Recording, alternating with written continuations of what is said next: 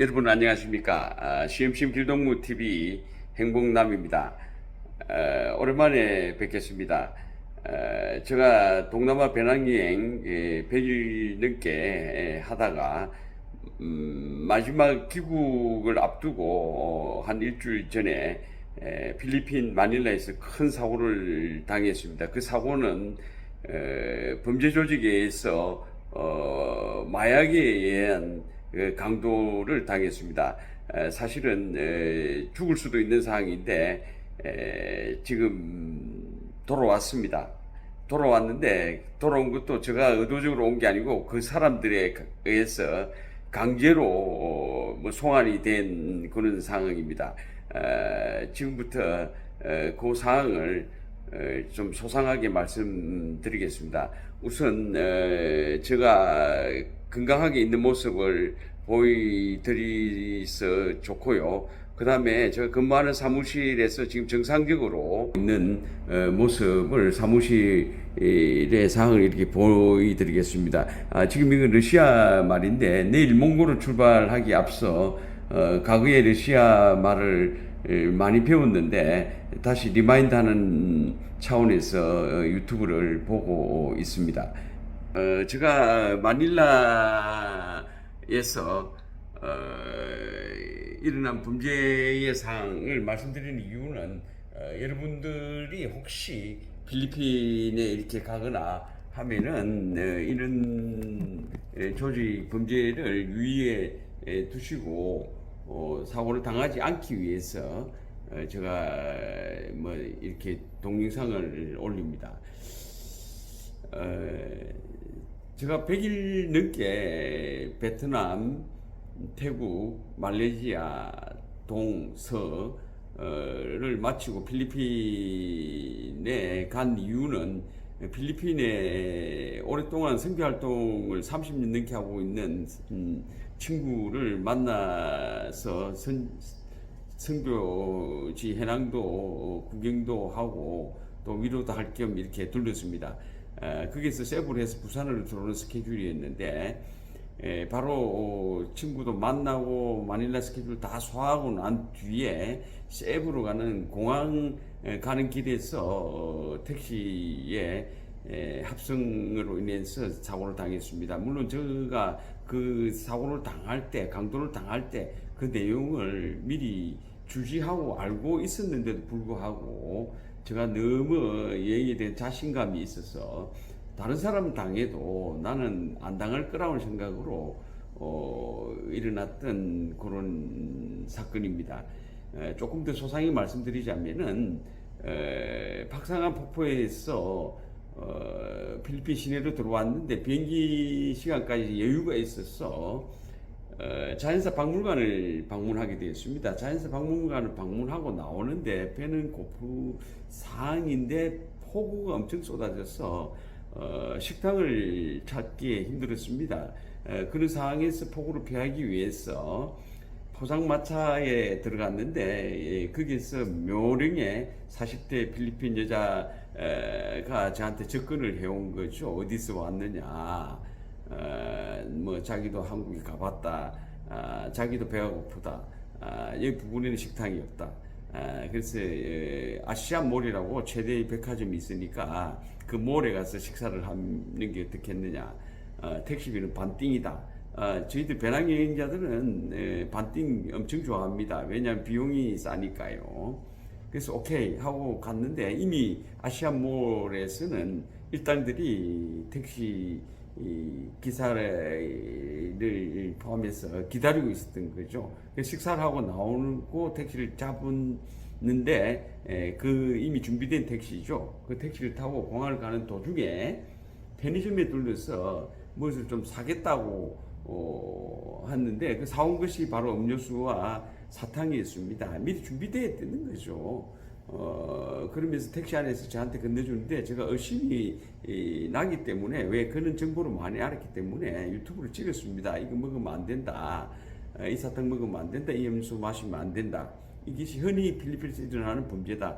하고 그 묘령의 여자도 찍었습니다. 찍으면 뭐합니까? 깨고 나니까 저 휴대폰 세대 다 없어지고 뭐 지가 뭐 다 없어진 거죠. 무려 23시간 만에 깼습니다. 어디서 깼느냐? 필리핀 공항에서 깼습니다. 나중에 알고 보니까 타임라인을 검색해 보니까 저를 데리고 공항은 가지 않고 공항 주위만 계속 맴돌았던 거죠. 그러고 제가 완전히 마취된 상황을 확인하고 어딘가에서 뭐 저를 치료를 했겠죠. 근데 그들이 준 마취제는 옛날에는 아티반 갱일에서 아티반이라는 약을 사용했는데 이 약은 수면제입니다. 단순 수면 상태에서 지갑을 탈취하는 정도인데 점차 발전해 가지고 지금은 물뽕이라는 마취제입니다. 우리나라에서 이야기하는 물뽕이죠. 그걸 마시게 되면은 나도 모르는 사이에 행동을 하고 심지어 통장 비밀번호까지 다 알려주게 되었습니다. 그 상태에서 24시간 동안 저를 감금시켜 놓고 통장에 돈을 카드도 다 쓰고 통장에 있는 돈도 다 빼고 그 다음에 나아가가지고 신용 단기 대출을 했습니다. 이자가 엄청 높죠. 그 단기 대출을 최대한 했는데 하나은행에서 900만 원, 신한은행에서 한 300만 원 해서 금전적으로 1,300만 원 정도의 뭐 금전적 손해를 봤습니다. 저 같은 사람이 일어나지 않기 위해서 제가 조금 더 구체적으로 말씀을 드리자면은 그들이 준 마취약, 물뽕은 사람의 생명까지 앗아갈 수 있고 만약에 깨더라도 평생을 온전한 상태에서 살지 못한다고 한 것이 현지 영사관의 말씀이었습니다. 제가 사고 난 뒤에 먼저 달려간 곳이 경찰서고 경찰서에 앞서서 영사관하고 통화를 했습니다.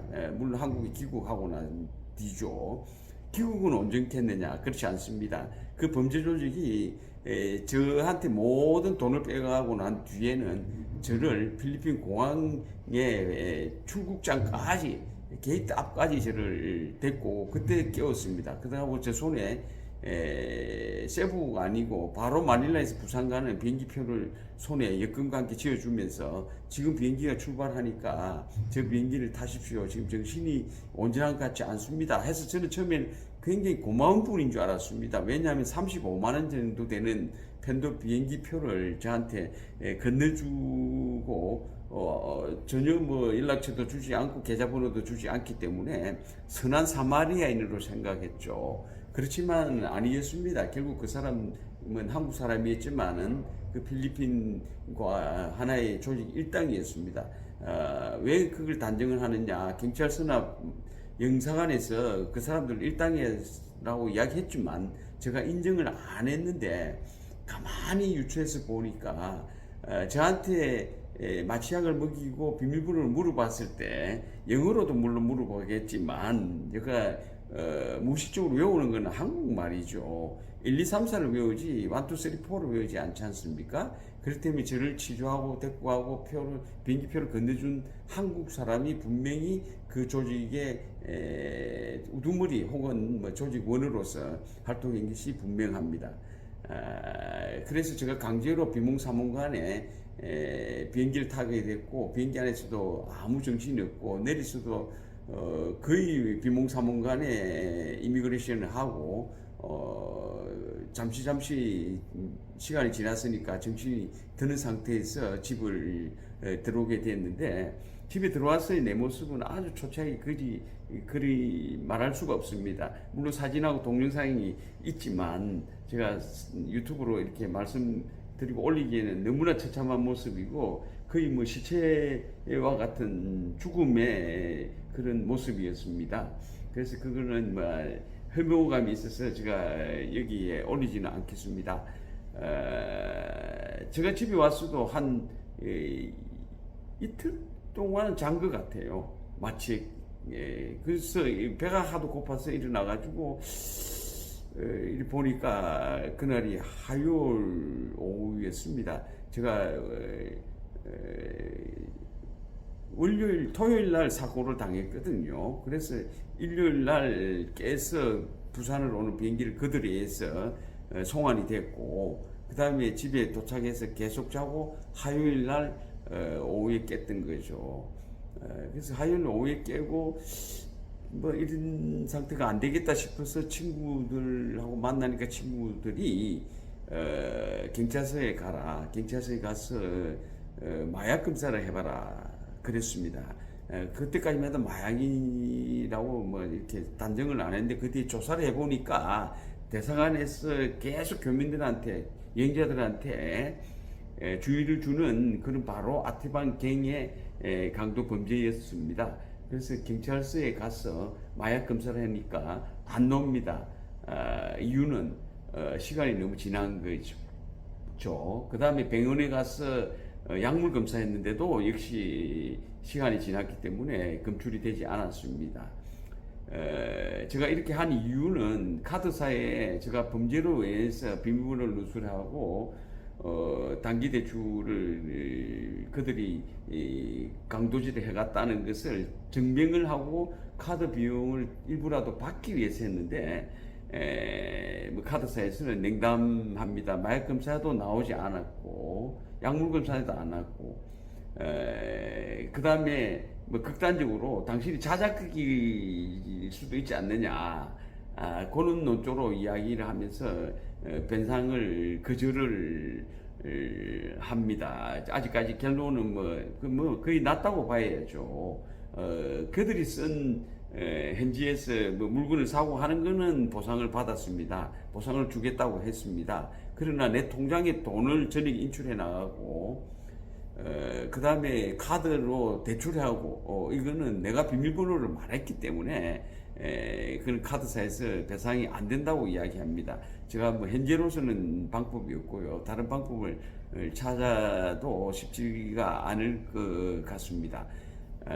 제가 도착해가지고 정신이 약간 든 상태에서 거의 뭐 일주일 동안은 정신이 뭐 한 50%, 70%, 90% 이렇게 회복이 되는 가는 과정이었고, 그 중에서 필리핀 현지 영사관에 이제 신고도 하고 경찰서에도 조서를 꾸미고 다 했습니다만, 뭐 영사관은 그 뒤로 연락도 안 되고요, 해도 안 되고 받지도 않고 오지도 않고요.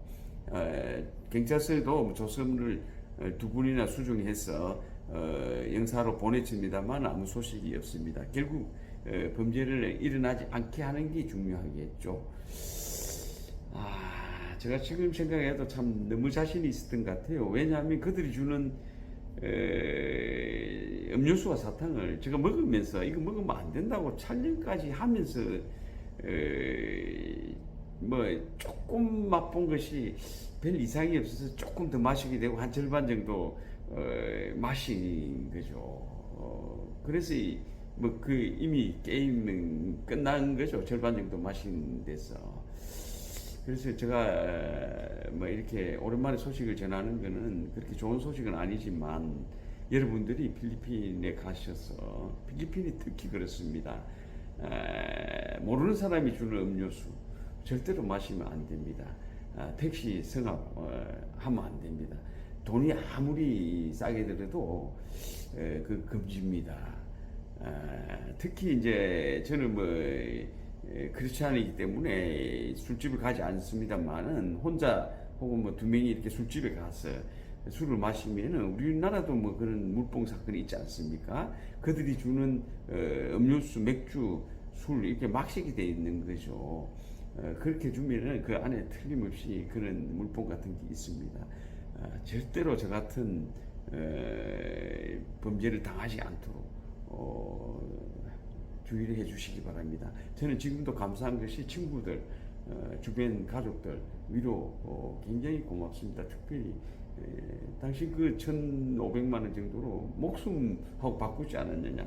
맞습니다. 저는 목숨으로 살아 돌아온 것에 하나님께 감사합니다. 지금은 그 목숨값으로 퉁 칩니다. 그래 제 속이 편하겠죠. 사실은 다니면서 만원 이하의 잠을 자고 3,000원 정도의 현지식을 먹으면서 엄청나게 고생하고 100일 동안 뭐 거의 400만 원 정도밖에 돈이 들지 않았는데 어떤 년이 한꺼번에 내 돈을 1,500만 원을 탈취해 간 거죠.